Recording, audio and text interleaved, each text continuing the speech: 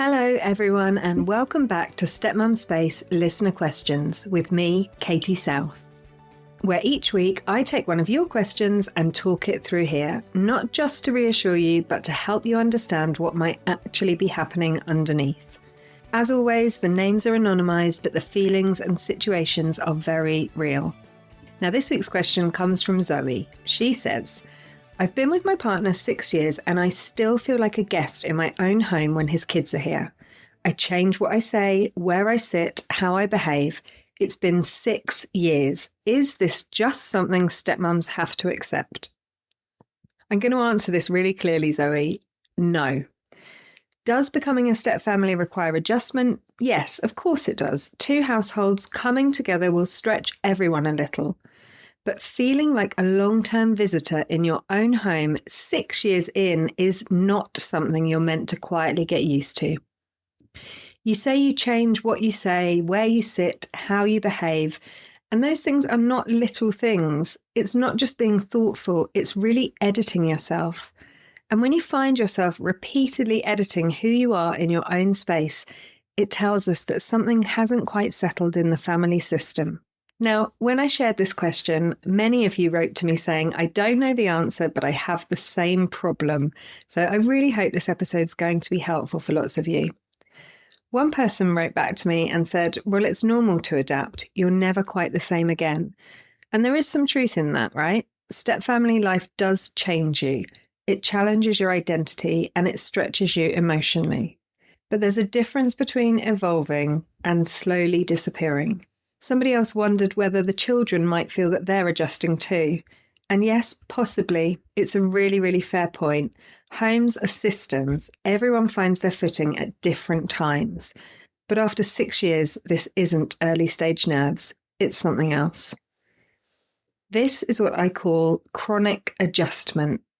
Chronic adjustment is when being flexible stops being temporary and it becomes who you are.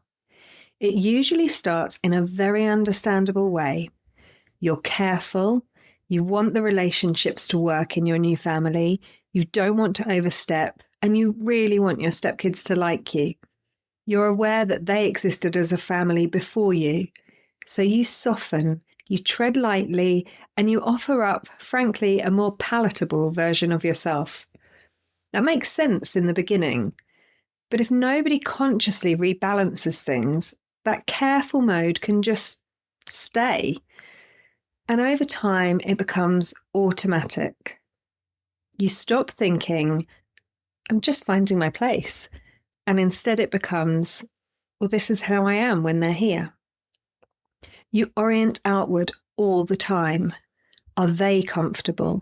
Am I too much? Will they like that? Should I say that? Should I sit somewhere else? It's really subtle.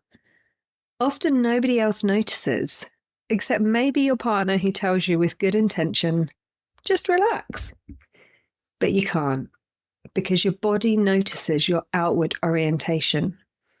There's a slight tightening in you, maybe a small bracing. And when that happens over and over for years, something shifts. You don't only adjust your behaviour, you start adjusting how entitled you feel to the space you're in. Chronic adjustment can look generous from the outside. It can look emotionally intelligent. It can look like putting the kids first. But long term, it's heavy and it helps nobody, because eventually there's a quiet thought underneath it all. Why am I still the one adapting? And that's where resentment starts to grow. Now, this isn't solved by simply telling yourself to be more confident or just relax. Many women I work with understand exactly what's happening intellectually. The difficulty is in the moment, when the kids walk in and you automatically shift, when your tone changes without you meaning it to, and when you find yourself sitting at the edge of your sofa again. It's not that you're not trying, it's a pattern that your nervous system has learned. Over time, your body has absorbed the message that staying slightly smaller keeps things smoother. And patterns like that do not change with a pep talk. They change when you consciously begin to reposition yourself internally first so that your behaviour starts coming from a place of steadiness rather than one of anticipation. So what helps? A few things. First, noticing it without judging yourself.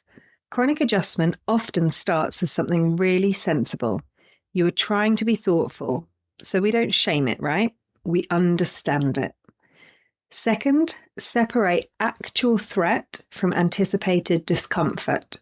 Often your body reacts as if you're intruding, even when no one has said that. Learning to pause and check, is this actually happening now, or is this an old pattern, is powerful. Third, small behavioural shifts. I'm not talking about dramatic confrontations, I'm talking tiny things. Sitting where you would normally sit. Saying what you are about to soften. Not over-explaining a decision you've made in your own home. Small repetitions teach your nervous system something new. And finally, take a really honest look at whether the system has ever truly rebalanced. Has your partner actively made space for you as an equal in the home? Or have you both quietly allowed the careful mode to continue with you because it felt easier? That's often a deeper layer. And while you can't control another adult's behaviour, you can decide whether you continue accommodating a position that no longer feels right. For some women, those small changes really make a difference. For others, especially if this has been happening for years, it needs a little bit more than just that insight. It needs structure. It needs repetition. It needs somewhere safe to practice doing it differently. And that's why I created Back in Control. It's for thoughtful, capable women who feel like they've gradually lost themselves inside their own family. Inside the programme, we work at 2 levels. We look at what's happening in the system, the family, and we look at what's happening in you, your triggers, your reactions, the patterns your body has learned. Over 6 weeks in a small live group with me, we build something different.